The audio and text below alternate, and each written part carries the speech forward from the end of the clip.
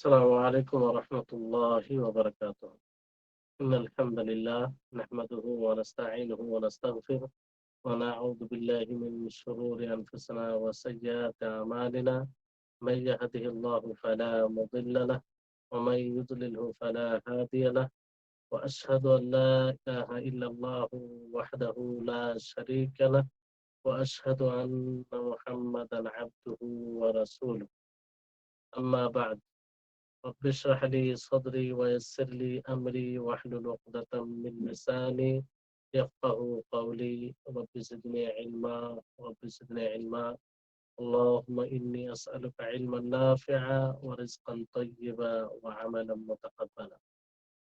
সম্মানিত আজকের ক্লাসে উপস্থিত দিনপ্রেমী ভাই সকল ও সম্মানিতা বোন, সর্বপ্রথম সেই মহান সত্তার আমরা প্রশংসা করি যিনি এক অদ্বিতীয়, যিনি যেভাবে ইচ্ছা করেন সেভাবে পরিচালনা করেন, যিনি মুত্তাকিদের জন্য নিরাপত্তা দান করেছেন। আহ ঈমান সবচেয়ে যেটি বড় নেয়ামত, সেই নেয়ামত দান করেছেন। তিনি আমভাবে সকলকেই ক্ষমা করেন, কারণ তিনি গফুর গফফার। আর তিনি সকলকেই রুজি দেন, গুনাহগার হলো পাপী হলো তাকে রুজি দেন। তারপরে আল্লাহ তাআলা বিশেষভাবে কিয়ামতের যে ভয়াবহ অবস্থা, সেই ভয়াবহ অবস্থা থেকে মানুষকে সতর্ক করেছেন। এটি তার কৃপা দয়া একটি দিক। সেই আল্লাহর আমরা সংক্ষিপ্তভাবে প্রশংসা করতে গিয়ে বলি আলহামদুলিল্লাহ। তারপরে আমাদের সকলের প্রাণপ্রিয় নবী করিম মুহাম্মদ মুস্তাফা সাল্লাল্লাহু আলাইহি ওয়াসাল্লাম, ওনার উপর অসংখ্য শান্তি ধারা বর্ষিত হোক।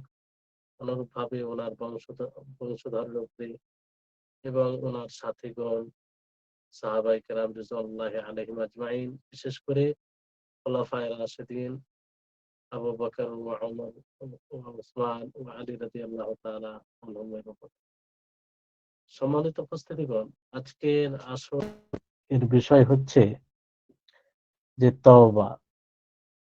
যেহেতু ২৯ নম্বর আসর প্রায় শেষের পথে, তো এই তওবা খুবই একটি গুরুত্বপূর্ণ ইবাদাহ, যেটি আল্লাহর থেকে একটি নেয়ামাহ, মানুষের জন্য বড় নেয়ামত। এই তওবার সুযোগ না দিলে আমরা সকলে ধ্বংস হয়ে যেতাম, সফলতা লাভ করা সম্ভব ছিল না। কিন্তু আল্লাহ তাবারক ওয়া তাআলা তিনি অসীম দয়ালু। আমরা পাপী হলেও আল্লাহ তাআলা আমাদেরকে এই তওবার মাধ্যমে সুযোগ দেন, যাতে আমরা পুনরায় আল্লাহর কাছে প্রত্যাবর্তন করে নিজেকে তার দিকে ধাবিত করে গুনাহ থেকে তওবা করে ফিরে এসে আমরা আল্লাহর প্রকৃত বান্দা হতে পারি এবং নিজের স্থায়ী জীবনকে ভালো করতে পারি। আমাদের সকলের উচিত হবে যে রমজান মাস, আমরা এই রমজান মাসকে বিদায় দিই তওবার সাথে। নিজের গুনাহ পাপ থেকে আমরা আল্লাহর কাছে তওবা করি, আল্লাহর কাছে ফিরে যাই, তার দিকে ধাবিত হয়ে তার সন্তুষ্টমূলক কর্ম করে। কারণ মানুষ গুনাহ থেকে, অলসতা থেকে খালি তা নয়। মানুষ মাত্রই ভুল হয়, মানুষ মাত্রই অলসতা এগুলো থাকাটাই স্বাভাবিক। কিন্তু আদম সন্তানের মধ্যে সেই ব্যক্তিকে উত্তম বলা হয়েছে যে ব্যক্তি তওবা করবে। সকলেই গুনাহগার হবে, পাপী হবে, কিন্তু পাপ করার পরে সে তওবা করবে, ফিরে আসবে আল্লাহর নিকটে, এই ব্যক্তি উত্তম। আর আল্লাহ তাবারক ওয়া তাআলা তিনি তার কালামে, নবী করিম মুহাম্মদ সাল্লাল্লাহু আলাইহি ওয়াসাল্লাম তিনি তার বাণীতে মানুষকে আল্লাহর নিকটে ইস্তেগফার করার প্রতি এবং তওবা করার প্রতি খুব প্রবলভাবে উদ্বুদ্ধ করেছেন। আল্লাহ সুবহানাহু ওয়া তাআলা বলেন, ওয়া আনিস্তাগফিরু রাব্বাকুম সুম্মা তুবু ইলাইহি ইউমাত্তি'কুম মাতা'আন হাসানা ইলা আজালিন মুসাম্মা ওয়া ইউ'তি কুল্লা যী ফাদলিন ফাদলাহু ওয়া ইন তাওয়াল্লাউ ফাইন্নী আখাফু আলাইকুম আযাবা ইয়াউমিন কাবীর। যে তোমরা তোমাদের রবের প্রতিপালকের নিকটে ইস্তেগফার করো, ক্ষমা চাও, তারপর তার দিকে ফিরে যাও, প্রত্যাবর্তন করো। তওবা করো। এতে কি হবে, তোমাদেরকে এক নির্দিষ্ট সময়ের জন্য উত্তম জীবন দান করবেন। আর যারা গুণীগণ রয়েছে তাদেরকে তাদের প্রাপ্ত দান করবেন। যদি এরপরেও তারা পিঠ ফিরিয়ে নেই, তো আল্লাহ তাআলা বলছেন আমি তোমাদেরকে সেই কিয়ামতের দিন বড় ভয়ঙ্কর শাস্তির ভয় দেখাচ্ছে। তাহলে এখানে আল্লাহ তাআলা তওবার আদেশ দিলেন। আল্লাহ তাআলা কত দয়ালু দেখেন। আমাদের মানবিক জীবনে, পার্থিব জীবনে আহ যদি কেউ অন্যায় করে, জুলুম করে, তো আমরা এই কথা সহজে বলি না যে তুমি আমার কাছে মাপ চাও, কিংবা আমরা রাগের সাথে সাথে সাথে তার বদলা নেই। কিন্তু আল্লাহ তাআলা তা নয়। আল্লাহ তাআলা অসীম দয়ালু। তিনি আরো বলেন সূরা ফুssiলাতের ৬ নম্বর আয়াতে, কুল ইন্নামা আনা বাশারুম মিসলুকুম ইউহা ইলাই আন্নামা ইলাহুকুম ইলাহুন ওয়াহিদ ফাস্তাকিমু ইলাইহি ওয়াস্তাগফিরুহু। যে হে নবী, আপনি বলুন যে আমি তোমাদের মতো মানুষ, তোমাদের মতো বাশার, আমার উপরে ওহী অবতীর্ণ করা হয়, আর তোমাদের মাবুদ এক, অদ্বিতীয়, তোমরা তারই পথে অবিচল থাকো এবং তার নিকটে ইস্তেগফার করো। এখানেও আল্লাহ তাবারক ওয়া তাআলা বিশেষভাবে ইস্তেগফারের কথা বললেন। আল্লাহ তাআলা আরো বলেন সূরা নূরের ৩১ নম্বর আয়াতে, ওয়াতুবু ইলাল্লাহি জামিআ আইয়ুহাল মুমিনুনা লাআল্লাকুম তুফলিহুন। যে তোমরা সকলেই আল্লাহর নিকটে তওবা করো, হে মুমিনগণ, যাতে তোমরা সফল হয়ে যাও। তাহলে একজন মুমিনের ঈমানের দাবি হবে, একজন মুমিনের ঈমানের দাবি হবে যে সে যখনই গুনাহ করবে, যখনই পাপ করবে, পাপ করার পরে সে আল্লাহর কাছে ফিরে আসবে, তওবা করবে বিনয়ের সাথে, তাহলে তাতে সফলতা লাভ করবে। এটা সফলতা অর্জন করার একটি মাধ্যম, যে গুনাহ হলেই আল্লাহর কাছে তওবা করবে। আল্লাহ তাআলা আরো বলেন, ইয়া আইয়ুহাল্লাযীনা আমানু তুবু ইলাল্লাহি তাওবাতান নাসুহা আসা রাব্বুকুম আন ইউকাফফিরা আনকুম সাইয়্যাতিকুম ওয়া ইদখিলাকুম জান্নাতিন তাজরি মিন তাহতিহাল আনহার। হে মুমিনগণ, এখানেও মুমিনদেরকে সম্বোধন করে বলা হয়েছে যে তোমরা আল্লাহর নিকটে তওবা করো, খালিস তওবা করো, তওবায়ে নাসুহ। যদি তওবায়ে নাসুহ খালিস তওবা করো, তাহলে হয়তো তোমাদের রব, তোমাদের প্রতিপালক তোমাদের পাপকে, তোমাদের গুনাহকে নিশ্চিহ্ন করে দিবেন, মোচন করে দিবেন, এবং তোমাদেরকে এমন জান্নাতে প্রবেশ করাবেন যে জান্নাতের তলদেশে নদী প্রবাহিত হবে, ঝর্ণা থাকবে। আল্লাহ তাআলা বলে, ইন্নাল্লাহা ইউহিব্বুত তাওয়াবিনা ওয়া ইউহিব্বুল মুতাতাহহিরিন। যে নিশ্চয় আল্লাহ তাআলা তওবাকে ভালোবাসেন, তওবাকারীদেরকে ভালোবাসেন, এবং যারা পবিত্র থাকে, পবিত্রতা অর্জন করে সব দিক দিয়ে, তাদেরকে আল্লাহ তাআলা ভালোবাসেন। তাহলে এই আয়াতগুলো থেকে যে বিষয়টি প্রতীয়মান হয় যে আল্লাহ তাবারক ওয়া তাআলা সমস্ত মানব জাতিকে তওবার প্রতি উদ্বুদ্ধ করেছেন। যে মানুষ গুনাহ করবে, গুনাহ করাটাই স্বাভাবিক, গুনাহ হবে, হতেই পারে। কুল্লু বানি আদামা খাত্তাউন ওয়া খায়রুল খাত্তাইনা আত-তাওয়াবুন। যে আদম সন্তান বলতে গুনাহ হতে পারে, কিন্তু গুনহার পরে, পাপের পরে সে আল্লাহর দিকে ফিরে আসবে, আল্লাহর নিকটে তওবা করবে। অস্বাভাবিক অন্যায় জুলুম হচ্ছে এটা, যে মানুষ গুনাহ করে যাবে আর তওবা করবে না, মানুষ গুনাহ করে যাবে আর তওবা করবে না।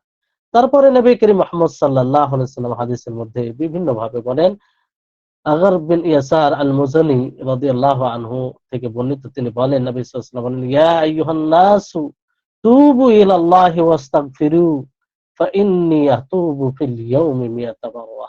আল্লাহু আকবার। একটু ভেবে দেখুন, আল্লাহ নবী বলছেন, হে মানব জাতি, হে মানুষেরা, তোমরা আল্লাহর নিকটে তওবা করো, আর তার নিকটে ইস্তেগফার করো, ক্ষমা চাও, কারণ তোমরা এই ক্ষমার ভিখারি, তোমাদেরকে ক্ষমা চাইতেই হবে, আল্লাহ তাআলা ক্ষমা না করলে পার হতে পারবে না। ফাইন্নী আতুবু ফিল ইয়াউমি মিয়াতা মাররা, কারণ আমি দিনে 100 বার তওবা করি। আল্লাহু আকবার। যেই নবীর আগের পিছের পূর্বের সব গুনাহ মাফ করে দেওয়া হয়েছে, যিনি আফজালুল আম্বিয়া, সর্বোত্তম নবী, যিনি সাইয়্যিদুল আম্বিয়া, যিনি আম্বিয়াদের সর্দার, তিনার এই অবস্থা যে দিনে 100 বার তওবা করতেন। তাহলে আমরা তো গুনাহগার, আমরা তো পাপী, আমরা তো মুহূর্তে মুহূর্তে গুনাহ করি, আল্লাহর অবাধ্যতা করি, শরীয়তকে নিয়ে অবহেলা করি। তাহলে আমাদের কতটা তওবা করা উচিত, কতবার তওবা করা উচিত আল্লাহর নিকটে। আবু হুরায়রা রাদিয়াল্লাহু তাআলা আনহু থেকে বর্ণিত, তিনি বলেন যে আমি রাসূল সাল্লাল্লাহু আলাইহি সাল্লামকে বলতে শুনেছি, ইন্নী লা আস্তাগফিরুল্লাহ ওয়া আতুবু ইলাইহি ফিল ইয়াউমি আকতারা মিন ৭০ মাররা, যে আমি আল্লাহর নিকটে ইস্তেগফার করি, তার নিকটে তওবা করি দিনে ৭০ বারের অধিক, ৭০ বারের অধিক। বুখারীর হাদিস। তাহলে নবীর এই অবস্থা, যার সমস্ত গুনাহ মাফ করে দেওয়া হয়েছে, তিনি যদি এত তওবা করেন, ইস্তেগফার করেন, তা আমাদের কতটা উচিত হবে। আনাস বিন মালিক রাদিয়াল্লাহু তাআলা আনহু থেকে বর্ণিত, তিনি বলেন যে রাসূল সাল্লাল্লাহু আলাইহি ওয়াসাল্লাম বললেন যে আল্লাহ সেই বান্দার তওবা থেকে প্রবল খুশি হয়েছেন, হিনা ইয়াতুবু ইলাইহি মিন আহাদিকুম, যখন তোমাদের মধ্যে কেউ তার নিকটে তওবা করে। কি হয়েছিল, কি ঘটেছিল, যে তার তার যে সওয়ারি, সে সওয়ারির উপরে ছিল আহ কোনো এক খালি প্রশস্ত জমিনে, ময়দানে, হঠাৎ করে সেটি হারিয়ে যায়, সেখান থেকে চলে যায়, আর তাতেই তার খাবার পানীয় জিনিস ছিল। সে নিরাশ হয়ে পড়ে, সে মনে করে যে আমি আর মনে হয় বাঁচবো না। এরকম নিরাশ হয়ে সে একটি বৃক্ষের নিকটে এসে শুয়ে যায় তার ছায়াতে। আর সে সেই যে সওয়ারি ছিল, তা থেকে সে নিরাশ হয়ে যায়। হঠাৎ করে সে দেখে যে আবার সেই তার সওয়ারি, তার সেই ঘোড়া হোক কিংবা যার উপরে সে সওয়ার করেছিল, আহ সে এসে সেখানে দাঁড়িয়ে আছে, তার লাগাম ধরে। সে প্রবল খুশিতে সে বলে ফেললো আল্লাহুম্মা আনতা আবদি ওয়া আনা রাব্বুকা আখতা মিন শিদ্দাতিল ফারহ, যে আল্লাহ তুমি আমার বান্দা। তিনি খুশির এতে এটা বলে ফেললেন, আর আমি তোমার রব। খুশি, অতিরিক্ত খুশিতে তিনি এটা বলে ফেললেন, তওবা করলেন, আল্লাহ তাআলা কবুল করলেন। একটু বিষয়টি ভেবে দেখুন যে আল্লাহ তাআলা কত দয়ালু। এটা তো প্রকাশ্যভাবে শিরকি বাক্য, এর চাইতে আর বড় শিরক হতেই পারে না, যে মানুষ ভাববে কিংবা বলবে যে নাউজুবিল্লাহ, আল্লাহুম্মা আনতা আবদি, যে আল্লাহ তুমি আমার বান্দা। তো তিনি খুশির এতে, ইচ্ছায় নয়, খুশির এতে বলে ফেলেছে, কিন্তু সে পরে তওবা করে, আল্লাহ তাআলা তার তওবাকে ক্ষমা করেন। তো এই হচ্ছে আল্লাহ তাআলা রহিম। এত রহিম, এত অসীম দয়ালু হওয়ার পরে যদি আমরা নিজেকে ক্ষমা করিয়ে নিতে না পারি এই দুনিয়াতে, তাহলে এটা তো দুর্ভাগ্যের বিষয়, এটা তো উদাসীনতার পরিচয়, এটা তো আল্লাহর ব্যাপারে আমরা জানি না কিংবা আল্লাহর ব্যাপারে এখনো বুঝিনি, এটার লক্ষণ। যে হয়তো আমরা ভাবি যে গুনাহগার, পাপী, গুনাহ করে নিয়েছি, আল্লাহ তাআলা ক্ষমা করবেন কি করবেন না, এইভাবে আমরা থেকে যাই। আনাস আব্দুল্লাহ ইবনে আব্বাস রাদিয়াল্লাহু আনহুমা থেকে বর্ণিত যে রাসূল সাল্লাল্লাহু আলাইহি সাল্লাম বলেন, লাউ আন্না লিবনি আদম ওয়াদিয়াম মিন যাহাবিন আহাব্বা আন ইয়াকুনা লাহু ওয়াদিয়ান ওয়া লা ইয়ামলা ফাহু ইল্লা আত-তুরাব ওয়া ইয়াতুবু আল্লাহু আলা মান তাবা, যে ইবনে আদমকে যদি সোনার উপত্যকা প্রদান করা হয়, দুইটি উপত্যকা দান করা হয়, তাহলেও তার মুখ ভরবে না, তার মন ভরবে না। তার একমাত্র সেটা ভরতে পারবে মাটি। যখন সে কবরে যাবে, তাকে কবরে শুইয়ে দেওয়া হবে, তখনই তার সবকিছু ভরবে, তার মানে সবকিছু পূর্ণ হবে। তাছাড়া তার আগে মানুষ যত পায় তত আশা করে, আশার কোনোদিন সমাপ্তি ঘটে না। আল্লাহ তাআলা বলে, নবী সাল্লাল্লাহু আলাইহি ওয়াসাল্লাম বলেন, ওয়ায়াতুবুল্লাহু আলা মান তাবা, আল্লাহ তাআলা তারপরেও তিনি তাওয়াব, তিনি তো তওবা গ্রহণকারী, যে তার নিকটে ফিরে আসে, যে তার নিকটে তওবা করে, আল্লাহ তার তওবাকে কবুল করে। তওবা কাকে বলে? তওবা বলা হয় আল্লাহ তাবারক ওয়া তাআলার অবাধ্যতা থেকে, আল্লাহ তাবারক ওয়া তাআলার নাফরমানি থেকে তার ইতাআতের দিকে প্রত্যাবর্তন করা, তার অনুসরণের দিকে ধাবিত হওয়া, এটাই হচ্ছে তওবা। কারণ তিনি প্রকৃত ইবাদতের উপযুক্ত। আর প্রকৃত ইবাদত হচ্ছে আল্লাহর কাছে নত হওয়া, আল্লাহর কাছে ছোট হওয়া, আল্লাহর কাছে বিনয়ী হওয়া। এটাই হচ্ছে প্রকৃত ইবাদত। এটাই হচ্ছে তার সাথে ভালোবাসার পরিচয়। এটাই হচ্ছে তার সম্মান প্রদর্শন করার পরিচয়। যখন বান্দার দ্বারাই কোনো এরকম ইতাআত থেকে কোনো ইতাআতের বাইরে কিছু ঘটে যাবে, সে সঙ্গে সঙ্গে তওবা করবে, ফিরে যাবে আল্লাহর কাছে। সে নত হয়ে যাবে, সে ভয়ে ভীত হয়ে যাবে, নিজেকে ছোট মনে করবে। আহ এটাই আসল ইবাদতের উদ্দেশ্য। তওবা, এটা যখনই গুনাহ হবে সাথে সাথে তওবা জরুরি হয়ে যায়। বিলম্ব করা জায়েজ নয়, কিংবা গুনাহ হলো তওবা করে নেব কোনো সময়, এরকম জায়েজ নয়। কারণ এই তওবার আদেশ আল্লাহ তাবারক ওয়া তাআলা দেন, তার রাসূল দেন।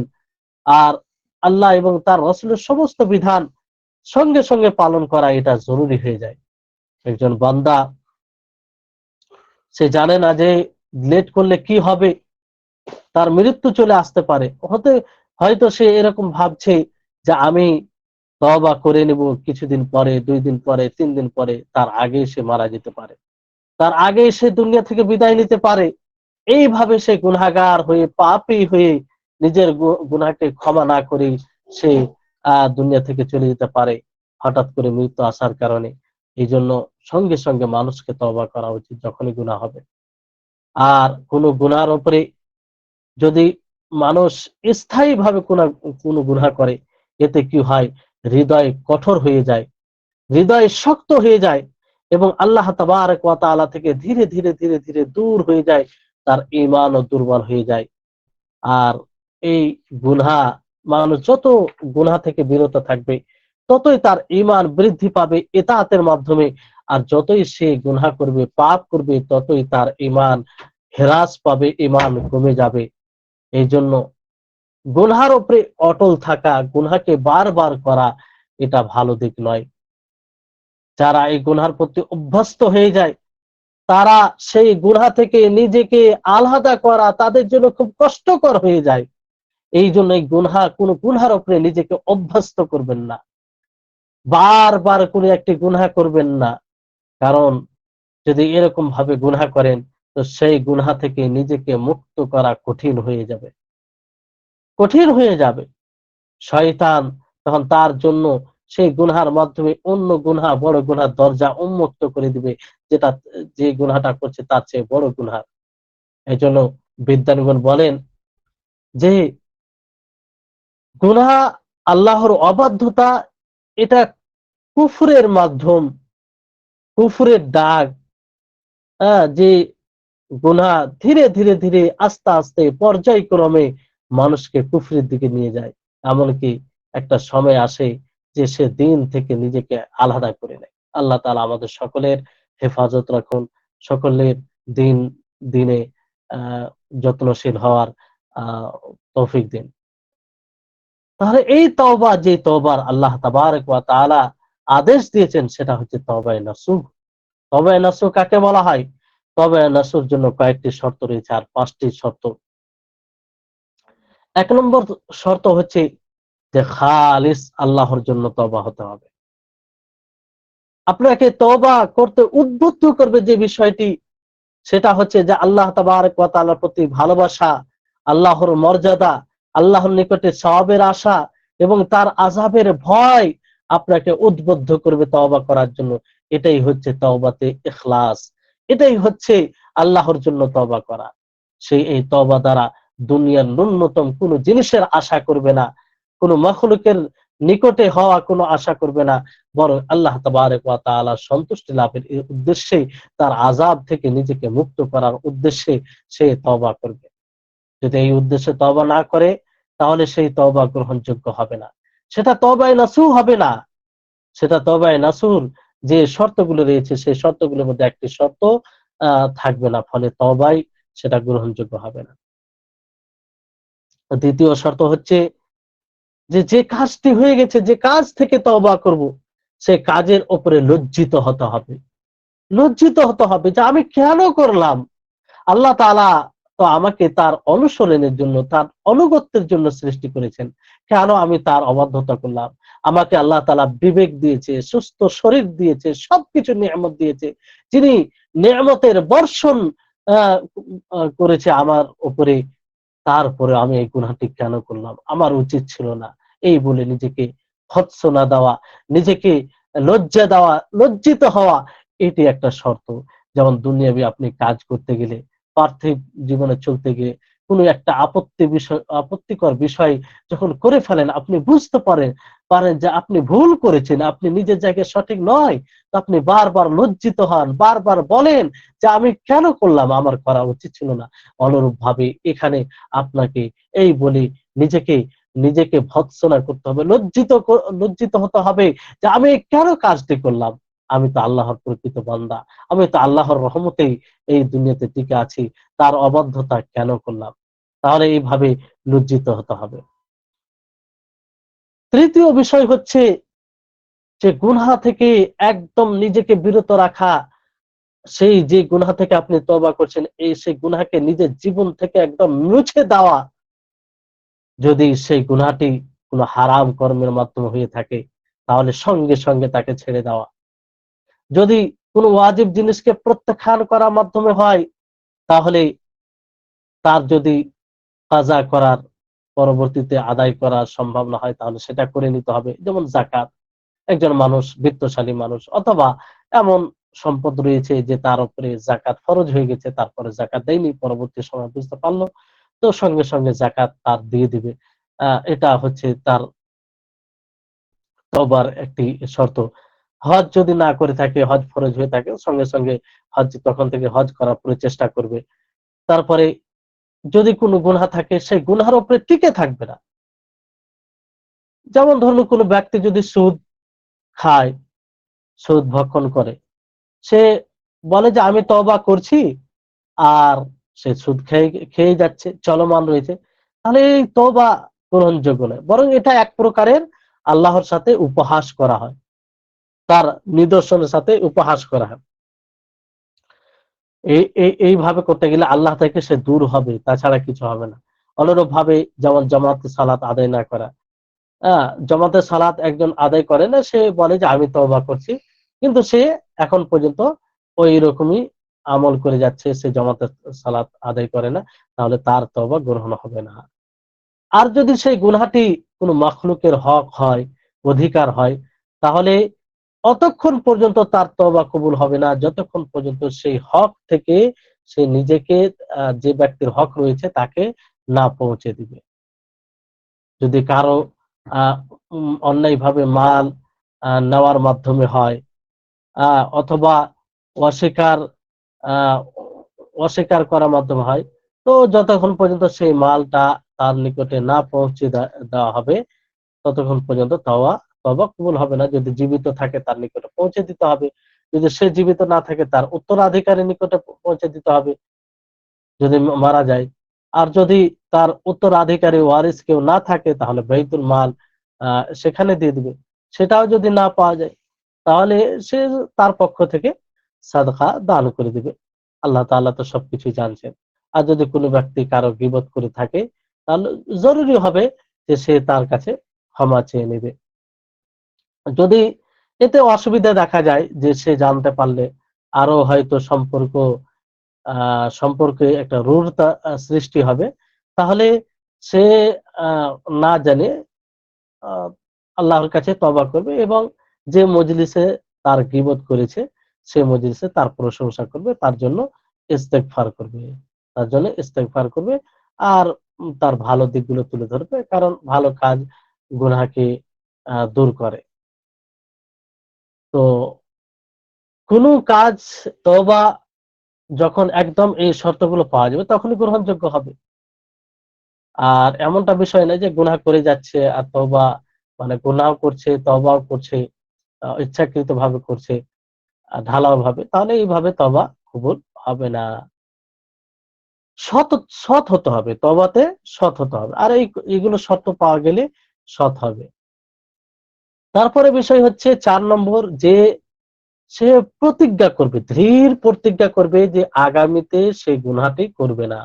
আগামীতে আর কোন গুনাহ করবে না। এটি হবে তওবার ফলাফল। তওবার এটা একটা ফলাফল।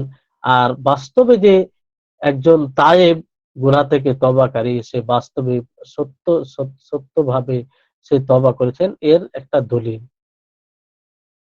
তো অনেক সময় আ মানে অনেকেই তওবা করে যে সে নিশ্চিত হয় না যে ছেড়ে দিবে। সে ভাবে যে আবার হয়তো সুযোগ পেলে করে নেব, আবার তওবা করে দিব। এরকম বিষয় থাকে। তাহলে এরকম বিষয় থাকলে তওবা কবুল হবে না। বরং দৃঢ় সংকল্প থাকতে হবে যে আগামীতে আমি আর করব না। তারপরে যদি ব্যতিক্রম ঘটে যায় তাহলে আবার তওবা করতে হবে। নিরাশ হতে হবে না আল্লাহর কাছে। কিন্তু আগে থেকে যদি নিয়ত করে নেই কিংবা সংকল্পে দুর্বলতা থাকে যে না তওবা করলাম, আবার হবে তো তওবা করে নিব, এরকম বিষয় যদি থাকে তাহলে সমস্যা। দৃঢ় সংকল্প করতে হবে মজবুত ভাবে যে আমি আর আগামীতে কখনো করব না, কখনো করব না। আর এর প্রতি আল্লাহর সহযোগিতা চাইতে হবে। রব্বে আইননি আলা যিকরিকা ওয়া শুকরিকা ওয়া হুসনি ইবাদাতিকা। তো গুনাহ থেকে বিরত থাকা এটা একটি ইবাদত। তো এই ইবাদতের জন্য আল্লাহর সহযোগিতা চাইতে হবে। ৫ম নম্বর যেটা শর্ত হচ্ছে সেটা হচ্ছে যে তওবা করতে হবে তওবার সময় শেষ হওয়ার আগেই। যদি পরে হয় তওবা কবুল হবে না। আর তওবা কবুলের শেষ যেটা সময়, আ তার ২ টি রয়েছে। একটা হচ্ছে সকলের জন্য একটি আম ব্যাপকভাবে, আর একটি প্রত্যেক ব্যক্তির জন্য খাস। আমটা কি? যেটা ব্যাপক সকলের জন্য, সেটা হচ্ছে যখন সূর্য পশ্চিম দিকে উদিত হবে, তুলু হবে, তখন এই তওবার দ্বার বন্ধ হয়ে যাবে। তওবার দ্বার বন্ধ হয়ে যাবে। কোন তওবা কারো তওবা লাভ দিবে না। আল্লাহ তাবারক ওয়া তাআলা বলে ইয়াউমা ইয়াতি বা'দু আয়াতি রাব্বিক লা ইয়ানফা'ু নাফসান ঈমানুহা লাম তাকুন আমানাত মিন ক্বাবলু আও কাসাবাত ফি ঈমানিহা খায়রা। যে সেই দিন তোমার রবের নিদর্শন কিছু নিদর্শন আসবে, সে তখন তাদের ঈমান কোন নফসকে উপকার করবে না। কারণ তারা পূর্বে ঈমান আনেনি অথবা ঈমান থাকা অবস্থায় কল্যাণমূলক কোন কাজ করেনি। আর এখানে নিদর্শন বলতে সেই সূর্য পশ্চিম দিকে উদিত হওয়া। তাহলে এটা হয়ে গেলে আর কারো তওবা কবুল হবে না। আব্দুল্লাহ ইবনে আমর বিন আস রাদিয়াল্লাহু তাআলা আনহুমা থেকে বর্ণিত, তিনি বলেন যে নবী সাল্লাল্লাহু আলাইহি সাল্লাম বলেন লা তাজালু তাওবাতু তুকবালু হাত্তা তাতলু'a আশ-শামসু মিন মাগরিবিহা ফাইদা তালা'আত তুবি'a আলা কুল্লি কলবিন বিমা ফিহি ওয়া কাফান নাসার আল আমাল।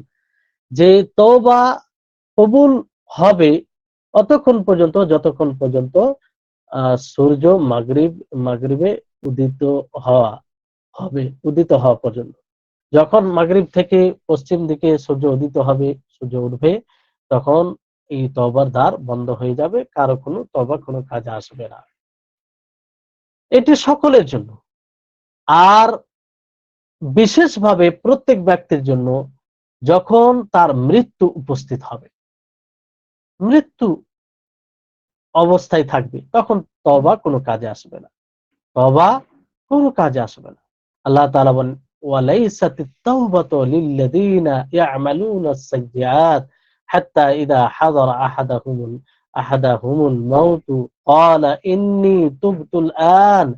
যে তওবা তাদের জন্য নয় যারা মন্দ কর্ম করে মৃত্যু আসা পর্যন্ত।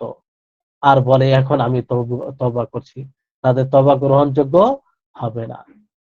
আব্দুল্লাহ ইবনে ওমর বিন খাত্তাব রাদিয়াল্লাহু তাআলা আনহুমা বলেন, নবী সাল্লাল্লাহু আলাইহি ওয়াসাল্লাম বলছেন, ইন্নাল্লাহা ইয়াকবালু তাওবাতাল আবদি মা লাম ইউগারগির, যে নিশ্চয় আল্লাহ তাআলা বান্দার তওবাকে কবুল করেন যতক্ষণ পর্যন্ত তার গড়গড়া অবস্থা অর্থাৎ মৃত্যু না পৌঁছে যায়, অর্থাৎ মৃত্যুর বিষয়ে বলা হয়েছে।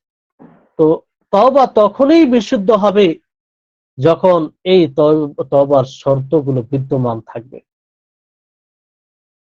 আর বিদ্যমান থাকলে আল্লাহ তাআলা যতই বড় গুনাহ হোক না কেন, যতই বড় গুনাহ হোক না কেন, সমস্ত গুনাহ ক্ষমা করে দেবে, সমস্ত গুনাহ আল্লাহ তাআলা ক্ষমা করে দেবে এই তওবার মাধ্যমে। এটা কত বড় আল্লাহর দয়া, যেটা সবচেয়ে বড় জুলম, শিরক, যেটা কেউ বরদাস্ত করে না। সেই গুনাহ থাকলেও সেই গুনাহ থেকে কোন ব্যক্তি যদি তওবা করে তাহলে আল্লাহ তাআলা ক্ষমা করে দেবেন। কোন ব্যক্তি যদি সারা জীবন শিরক করে আসে, সারা জীবন আল্লাহর বিরুদ্ধে সে বিরুদ্ধচারণকারী থাকে, তারপরে শেষ মুহূর্তে বলতে তার জীবনের শেষে যদি তওবার সুযোগ পায়, তওবা করে নাই, খালিস ভাবে এই শর্তগুলো পাওয়া যায়, তাহলে তার গুনাহ আল্লাহ তাআলা ক্ষমা করে দিবেন। আল্লাহ তাআলা কত বড় দয়ালু, কি অসীম দয়ালু, তার দয়ার কোনো সীমা নেই। আমরা আমাদের দয়ার একটা সীমা আছে, যে এতটা করলে মাফ করে মানুষ, কিন্তু সীমার বাইরে হয়ে গেলে ক্ষমা করে না। কিন্তু আল্লাহ তাআলাকে দেখুন, তিনি কতটা দয়ালু, তার দয়ার কোনো সীমা নেই। এতটা সুযোগ দেওয়ার পরেও যদি কেউ সজাগ না হয়, নিজেকে নিজের আখিরাতকে ঠিক না করতে পারে, তো কে কার উপরে? এই জন্য বলে জাহান্নামীরা বলবে যে আমরা নিজের উপরে জুলুম করেছি। তাদেরকে দেখে জান্নাতীরা বলবে, যারা আরাফে বলবে যে আল্লাহ সেই জালিমদের অন্তর্ভুক্ত করে না, কারণ জাহান্নামী যত হবে তারা জালিম, আল্লাহ তাদের উপরে জুলুম করে না, তারা তারই উপযুক্ত হবে, তারা সেই জাহান্নামের কঠোর শাস্তির তারা তাদের কর্মের কারণে এরই উপযুক্ত হবে। এই জন্য আমরা অনেক সময় জাহান্নামের কঠোর শাস্তি শুনে ভাবি যে আল্লাহ তাআলা এত কঠোর, আল্লাহ তাআলা এত ভয়ঙ্কর শাস্তি কেন দিবেন? কিন্তু একটু যদি ভেবে দেখি যে আল্লাহ তাবারক ওয়া তাআলার কিরূপ নাফরমানি করা হয়, কিরূপ অহংকার করা হয় আল্লাহর বিধানের সামনে, তাহলে বুঝতে পারবো যে এত কঠোর শাস্তিরই তারা উপযুক্ত। আল্লাহ তাআলা কারো উপরে কখনো জুলুম করেন না। আল্লাহ তাআলা কেনই জুলুম করবেন? তেনার কোনো পার্থক্য পড়ে না। পৃথিবীর সমস্ত মানুষ যদি আল্লাহর অবাধ্যতা করে, আল্লাহর কোনো পার্থক্য পড়ে না। আল্লাহর কোনো এতে লাভ নেই, কোনো লস নেই, কিছুই নাই। আমরা যদি ইবাদত করি তাহলে আমাদের উপকারে আসবে, যদি না করি আমাদের ক্ষতি হবে। আল্লাহর কোনো যায় আসে না, আল্লাহর কোনো কিছু হয় না। আল্লাহ তাবারক ওয়া তাআলা বলেন, قل يا عبادي الذين أسرفوا على أنفسهم لا تقنطوا من رحمة الله إن الله يغفر الذنوب جميعا إنه هو الغفور الرحيم। যে হে নবী, আপনি বলে দিন যে আমার সেই সব বান্দা যারা নিজের নফসের উপরে অতিরঞ্জন করেছে, সীমা লঙ্ঘন করেছে, লা তাকনাতু মির রাহমাতিল্লাহ, তারা যেন আল্লাহর রহমত থেকে নিরাশ না হয়, আল্লাহর রহমত থেকে বঞ্চিত না, নিরাশ না হয়ে যায়, ভেঙে না পড়ে তারা। কারণ আল্লাহ তাআলা সমস্ত গুনাহকে ক্ষমা করবেন, তিনি সমস্ত গুনাহকে ক্ষমা করবেন। ভেঙে পড়ার কি হয়েছে? ভেঙে পড়ার কিছুই নাই। গুনাহ হয়েছে, পাপ হয়েছে, আল্লাহর কাছে নত হতে হবে, ছোট হতে হবে, বিনয়ের সাথে ক্ষমা চাইতে হবে। আল্লাহ তাআলা তিনি ক্ষমা করবেন, কারণ তিনি গফুর, তিনি রহিম, তিনার দয়ার কোনো শেষ নেই, তিনার ক্ষমার কোনো শেষ নেই। আল্লাহুম্মা ইন্নাকা আফুউন তুহিব্বুল আফওয়া ফা'ফু আননি। তাহলে আল্লাহর কাছে ক্ষমা চাইতে হবে। তাহলে এই আয়াত তওবাকারী এবং আল্লাহর দিকে যারা ধাবিত হয় তাদের জন্য। আল্লাহ তাআলা আরো বলেন, ওয়ামাই ইয়ামাল সুআন আও ইয়াজলিম নাফসাহু সুম্মা ইস্তাগফিরুল্লাহ ইয়াজিদুল্লাহ গফুরুর রাহিম। যে ব্যক্তি মন্দ কর্ম করবে, নিজের নফসের উপরে জুলম করবে, তারপরে আল্লাহর কাছে ক্ষমা চাইবে, আল্লাহর কাছে ইস্তিগফার করবে, সে আল্লাহকে গফুর পাবে, সে আল্লাহকে দয়াশীল পাবে। তার দয়া দেখুন, যে একজন ব্যক্তি গুনাহ করবে, মন্দ করবে, নিজের নফসের উপরে জুলুম করবে, কিন্তু যখনই সে আল্লাহর কাছে ইস্তেগফার করবে, যখনই আল্লাহর কাছে সে ক্ষমা চাইবে, সে আল্লাহ তাআলাকে গফুর পাবে, আল্লাহ তাআলাকে দয়াশীল পাবে, আল্লাহ তাআলাকে ক্ষমাশীল পাবে। নিরাশ হওয়ার কিছু নাই। গুনাহ হয়েছে, আল্লাহর কাছে ফিরে আসতে হবে। এজন্য আমাদের সকলকে এই জীবদ্দশায় সুযোগ, সুস্থ আছি, ভালো আছি, এই অবস্থায় তওবায়ে নাসুহ করতে হবে, তওবা করতে হবে। হঠাৎ করে কখন মৃত্যু আসবে আপনি বলতে পারেন না। কখন মৃত্যু চলে আসবে আপনি হয়তো ভাবছেন এই তওবা করব, এই তওবা করব, আর কিছুদিন নিজ ইচ্ছা মতো জীবন যাপন করি, তারপরে তওবা করে নেব। আপনার ভাগ্যে নাও জুটতে পারে, আপনার ভাগ্যে নাও জুটতে পারে। তখন আফসোস, আক্ষেপ, পরিতাপ ছাড়া কিছুই পাবেন না, যেটা আপনার কষ্টে বৃদ্ধি করবে। এজন্য সজাগ হন। মনে করেন যে আমি আগামী যে ১ মিনিট জীবিত থাকবো তার কোনো গ্যারান্টি নেই। এজন্য প্রত্যেক মুহূর্তে নিজের জীবনকে গুনাহমুক্ত করে রাখুন। গুনাহ হয়েছে, তওবা করুন। এটা বলছি না যে আপনি ফারিস্তা হয়ে যাবেন। আর ফারিস্তা হওয়ার আপনার ক্ষমতাও নেই। সেই ক্ষমতা আল্লাহ তাআলা আমাদেরকে দেয়নি। কিন্তু আল্লাহ তাআলা এতটুকু সুযোগ দিয়েছেন আমাদেরকে যে যখনই গুনাহ হবে, যখনই আমরা আল্লাহর অবাধ্যতা করে ফেলবো, তখনই আল্লাহর নিকটে বিনয়ের সাথে ঝুঁকে তার কাছে নম্র হয়ে আমরা নিজের গুনাহকে ক্ষমা করে নিতে পারি। এই সুযোগটা আল্লাহ তাআলা আমাদেরকে দিয়েছেন। এই সুযোগটা আমরা সকলে কাজে লাগাবো। এজন্য আমাদের সকলকে তওবায়ে নাসুহ করতে হবে, যাতে আমাদের বিগত দিনে যে গুনাহগুলো হয়েছে সেগুলো আল্লাহ তাআলা মাফ করে দেন। আর আল্লাহ তাআলা আমাদের জন্য সহজটা সহজ করে। সম্মানিত উপস্থিতিগণ, একটু ভাববেন, এই রমজান মাস গুরুত্বপূর্ণ মাস পেলাম। প্রায় শেষের পথে। আজকে হয়তো আল্লাহ চাইলে মাস শেষ হয়ে যেতে পারে। আর আল্লাহ চাইলে আগামী কালকে হয়তো চাঁদ দেখা দেখা যেতে পারে। কিছু অল্প সময় রয়েছে। এই সময়ের মধ্যে এই পবিত্র রমজান মাসে ইস্তেগফার করুন। আল্লাহর কাছে ক্ষমা চান। বিগত দিনে যা গুনাহ হয়েছে, পাপ হয়েছে, আল্লাহকে বলুন যে আল্লাহ, ভুল করেছি, অন্যায় করেছি, জুলুম করেছি। আল্লাহ তুমি আমাদেরকে ক্ষমা করো এ রমজান মাসে। আর বেশি করে সেই হাদিসকে স্মরণ করেন, যে হাদিসে নবী করিম মুহাম্মদ সাল্লাল্লাহু আলাইহি সাল্লাম যখন মিম্বারে চড়েন তখন ৩ বার আমিন আমিন বলেন। আল্লাহ নবীকে জিজ্ঞাসা করা হলো যে আল্লাহ নবী, আপনি আমিন এরকমটা তো পূর্বে করেননি, আজকে কেন এইভাবে আমিন বললেন? তো তিনি বললেন যে আমার কাছে জিবরীল আলাইহিস সালাম এসেছিলেন। তার মধ্যে একবার তিনি বললেন যে সেই ব্যক্তি ধ্বংস হোক, সেই ব্যক্তি জাহান্নামে প্রবেশ করুক, সেই ব্যক্তি আল্লাহ থেকে দূর হোক যে ব্যক্তি রমজান মাসকে পেল, রমজান মাস পাওয়ার পরেও নিজেকে ক্ষমা করিয়ে নিতে পারলো না, নিজের গুনাহকে ক্ষমা করিয়ে নিতে পারলো না। তো জিবরীল আলাইহিস সালাম আমাকে বললেন আপনি আমিন বলুন। আমি আমিন বললাম। একটু ভেবে দেখুন তো যে এখানে দোয়া করছে কে?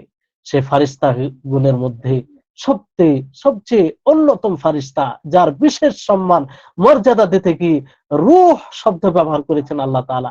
তিনি এইভাবে বদদোয়া করছেন। আর আমিন বলছে কে? যিনি সাইয়্যিদুল আম্বিয়া, আফজালুল আম্বিয়া, যিনার আগের পূর্বের সমস্ত গুনাহ মাফ করে দেওয়া হয়েছে, তিনি আমিন বলছেন। এই দোয়া কি কখনো রদ হবে? কখনো কি রদ হবে?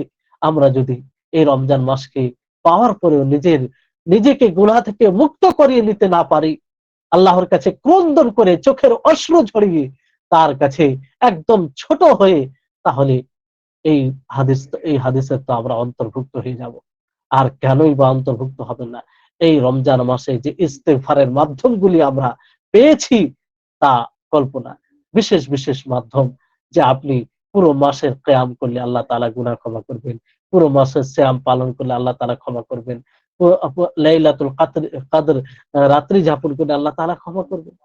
এতগুলো মাধ্যম পাওয়ার পরে সেই রাত্রের শেষাংশ আমরা সহজেই পেয়ে যাই। সাহারির সময়, সাহারির পূর্বে উঠে আমরা তো দোয়া করতে পারি। যদি এই ১ মাস আমরা বারবার আল্লাহর কাছে দোয়া করি, তো সেই আল্লাহ ক্ষমা করবে না? জিনার দয়ার কোনো সীমা নাই, জিনার ক্ষমার কোনো সীমা নাই। অতএব আল্লাহর কাছে আমাদেরকে তওবা করতে হবে। তওবায়ে নাসুহ যেন আমরা করতে পারি। আল্লাহ তাআলা আমাদের সকলকে যেন কঠিন বিষয় থেকে বিরত রাখেন। আর আল্লাহ তাআলা আমাদের আমাদের এবং আমাদের পিতামাতার এবং সমস্ত মুসলিম উম্মাহকে যেন আল্লাহ তাআলা ক্ষমা করেন তার দয়ায়, এবং আখিরাতে যেন সকলের পরিণাম ভালো হয়। আর বিশেষ করে যেসব জায়গার মুসলিম অসুবিধায় রয়েছে, বিশেষভাবে ফিলিস্তিনি ভাইদের জন্য দোয়ায় স্মরণে রাখবেন। তারা খুব কষ্টে দিন কাটাচ্ছে। পুরো রমজান মাস তাদের খুব কষ্টে কাটলো। তারাও আমাদের ভাই, তারাও আমাদের আমাদের বডির একটা অংশ। তাদের জন্য আমরা সকলে দোয়া করব। তাদের জন্য অন্তর আন্তরিকতার সাথে দোয়া করব। অবশ্যই আল্লাহ তাআলা আমাদের কারো না কারো দোয়া কবুল করবেন। আমাদের উচিত হবে তাদের জন্য দোয়া করা। আল্লাহ যেন তাদের সকলকে এই মুসিবত থেকে উদ্ধার করেন। আর যারা তাদের উপরে জুলুম করছে, আল্লাহ তাআলা তাদেরকে তুমি ধ্বংস করে দাও। তাদের তুমি অসম্মানিত, লাঞ্ছিত, অপমানিত করো। তোমার শক্তির আগে কিছু নাই। তোমার দ্বীনের যারা শত্রু, তোমার শত্রু যারা, যারা তোমার তোমাকে ভালোবাসে, যারা তোমার শরীয়তকে বাস্তবায়ন করে, তাদের যারা শত্রু তাদেরকে তুমি ধ্বংস করো। হে আল্লাহ, তুমি সবচেয়ে বড় হাকিম। তুমি তুমি জানো যে কিসে হিকমত রয়েছে। আল্লাহ তাআলা আহ আহ, হিকমত অনুযায়ী সবকিছু করেন। হে আল্লাহ, তুমি সমস্ত জায়গার মুসলিম উম্মাহকে আহ ভালো রাখো, মুসিবত থেকে রক্ষা করো। এখান থেকে আজকের ক্লাস শেষ হচ্ছে। ওয়া আখির দাওয়ানা আনিল হামদুলিল্লাহি রাব্বিল আলামিন। এবার যদি আপনাদের কোনো প্রশ্ন থাকে তাহলে প্রশ্ন করতে পারেন। আর একটি বিশেষ, যদি আজকে চাঁদ দেখা দেয় তাহলে রাত্রে ক্লাস হবে। যে কোনো সময় রাত হলেও একটু রাত্রে ক্লাস হয়ে যাবে, অবগত করানো হবে। আর যদি চাঁদ না দেখা দেয় আজকে, তাহলে ইনশাআল্লাহ কালকে পুনরায় এই সময়ে ক্লাস হবে। একটি ক্লাস আর বাকি রয়েছে। হুম। কারো প্রশ্ন থাকলে মাইক অন করে প্রশ্ন করতে পারেন।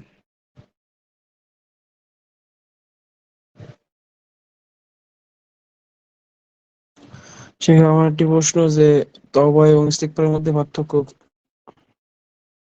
তওবা মানে আল্লাহর দিকে ফিরে আসা, ইস্তেগফার মানে নিজের গুনাহ ক্ষমা চাওয়া, আল্লাহর কাছে নত হওয়া, যেগুলো শর্ত বললাম এই শর্ত সহ ব্যবহার করা।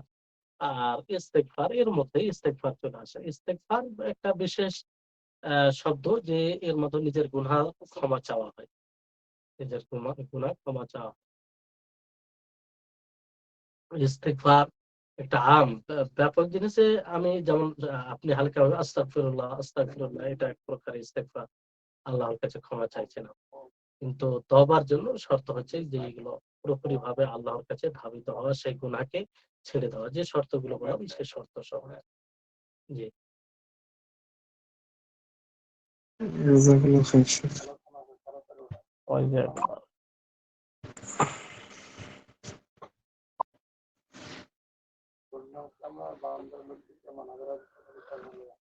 সম্ভবত প্রশ্ন নেই। হ্যাঁ, তো আমরা সকলে দোয়াটি পাঠ করে নেব। সুবহানাল্লাহ।